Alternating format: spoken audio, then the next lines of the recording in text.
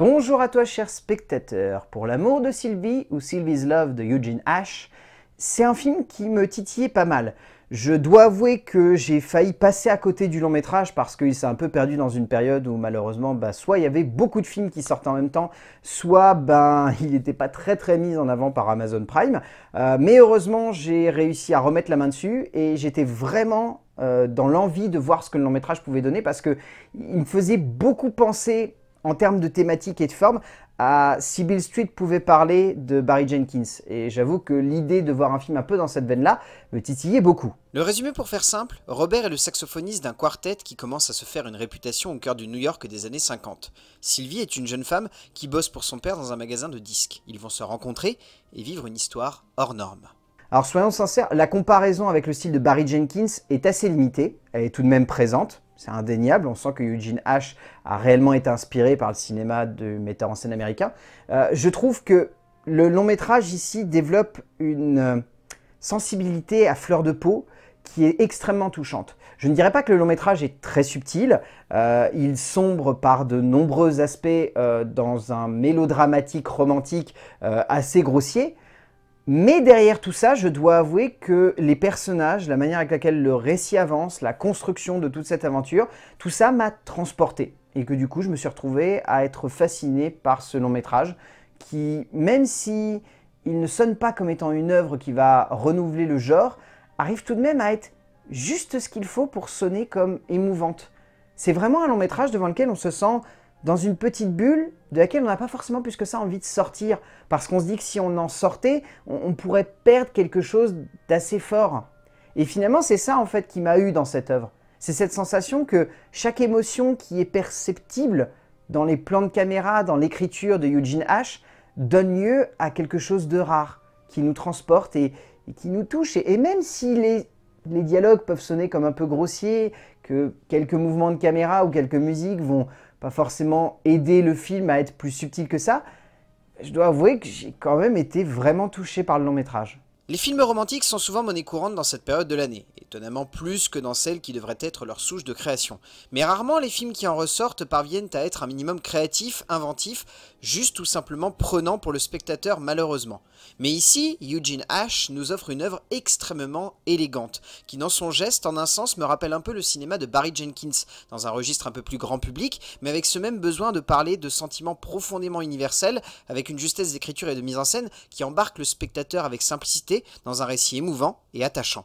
En termes d'écriture, Eugene Ash, ce que je trouve assez intéressant dans son écriture, c'est la manière avec laquelle il choisit de construire son histoire. Bon, il commence avec un truc extrêmement cliché, qui n'aide pas forcément le film à sortir du coup de ce côté très stéréotypé et archétypal. C'est vraiment en commençant par une séquence charnière du long métrage, qui va ensuite revenir par la suite, et un flashback qui nous permet de remonter jusqu'à la rencontre des deux personnages. Je trouve que là-dessus, le film n'est pas hyper fin ou élégant. Mais derrière, je dois avouer que tout ce qui se dégage de cette écriture et de la manière avec laquelle le scénariste parvient à toucher du bout du doigt la sensibilité de deux êtres qui vont se rencontrer dans un instant qui peut sonner comme très banal et qui vont laisser une petite graine germer entre deux et ensuite réussir à développer quelque chose de fort. Je trouve que cette manière de faire évoluer le couple, c'est quelque chose qu'on n'a plus tant que ça l'habitude de voir au cinéma. Au cinéma, si on doit construire un couple, faut faire tout ce que La La Land ne fait pas, par exemple. C'est-à-dire vraiment essayer de développer un couple qui va constamment aller de l'avant et qui va constamment se construire dans une perspective où ils vont forcément passer leur vie ensemble et où derrière, on ne peut pas se permettre des petits écarts. Et je trouve que, comme pour Beale Street, il y a cette idée de vouloir mettre en relief des personnages par rapport à l'environnement dans lequel ils sont. Bon, même si ici, le racisme est clairement mis en sous-texte par rapport à des films comme Beale Street qui le mettent vraiment en avant, je trouve que quand même Eugene Ash arrive à mettre en relief juste ce qu'il faut de conditions par rapport à ces deux héros pour faire en sorte que leur relation, elle sonne comme quelque chose d'évident pour nous, mais dans leur petit monde, ça n'est pas plus que ça évident. Et c'est ça en fait qui dans l'écriture arrive à nous prendre comme ça et ça ne nous lâche pas du début à la fin. Ash construit une narration qui, dans sa base dramatique, peut clairement sonner comme une œuvre un poil trop facile, et si ce n'est trop facile, un peu trop convenue dans le développement des personnages et la structure avec laquelle ils vont ainsi évoluer au sein d'une œuvre qui sonnerait comme cliché. Mais dans son avancée dramatique, et dans la manière avec laquelle le scénariste développe ses héros, il est indéniable qu'il trouve une certaine forme de rédemption, de justesse, de clairvoyance par rapport à la condition de ses héros, lui permettant ainsi de mettre en avant un relief de parcours assez étonnant, en cédant rarement aux clichés, à la facilité, ou même simplement au grossier qui peut transparaître au début. En termes de mise en scène, déjà je tiens à saluer le fait que Eugene H, si je ne me trompe pas, a filmé son long métrage en pellicule, ce qui donne un vrai cachet et une putain d'identité au film.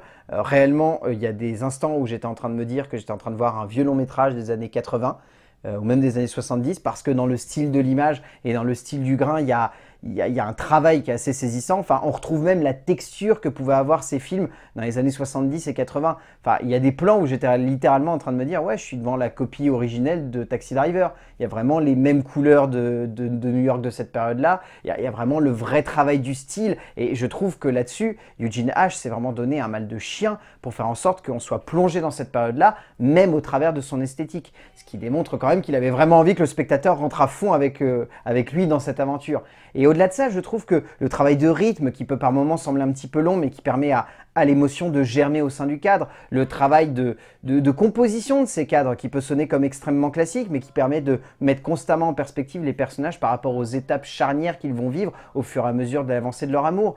Tout ça, en fait, ça construit quelque chose qui peut sonner comme cliché et grossier. Je pourrais comprendre qu'il y ait des spectateurs qui viennent me voir et me disent « Ouais, mais tu trouves pas que c'est quand même un peu facile, que ça se voit que c'est une romance, que c'est un peu grossier, etc. » Je suis d'accord, mais je ne peux pas m'empêcher par le biais de ce traitement de l'image, par le biais de cette manière avec laquelle les différents cadres sont amenés, par le biais de la sensibilité avec laquelle le metteur en scène va choisir de construire chacune de ses avancées dramatiques et de ses étapes charnières, je n'ai pas pu m'empêcher de me dire qu'il y mettait tellement du cœur, Eugene H, que ça se sentait qu'il avait envie qu'on rentre à fond dans son aventure, qu'on soit totalement transporté par ces personnages et qu'on se dise à la fin que leur amour, il est confondant de vérité, de crédibilité, et c'était évident qu'il devait finir comme ça. La photographie du film est magnifique, et on sent que Eugene H a fait en sorte que son cadre, bien au-delà de faire ressortir à merveille l'émotion qu'il réside entre ses deux héros, développe également une esthétique forte et intense qui ne prend jamais simplement le spectateur par la main, mais cherche à le guider, à le transporter.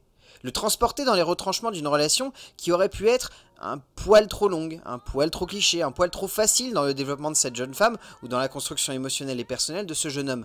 Mais heureusement, le cinéaste américain réussit à merveille à transcender cela au cœur d'une œuvre rare. En termes de casting, je trouve celui-ci plutôt bon. Je dois avouer notamment que Eva Longoria et Aja Naomi King m'ont beaucoup surprise. Toutes les deux sont vraiment excellentes, elles ont des personnages qui sont très attachants et qui sont également très simples, mais qui arrivent à nous transporter tout du long du film.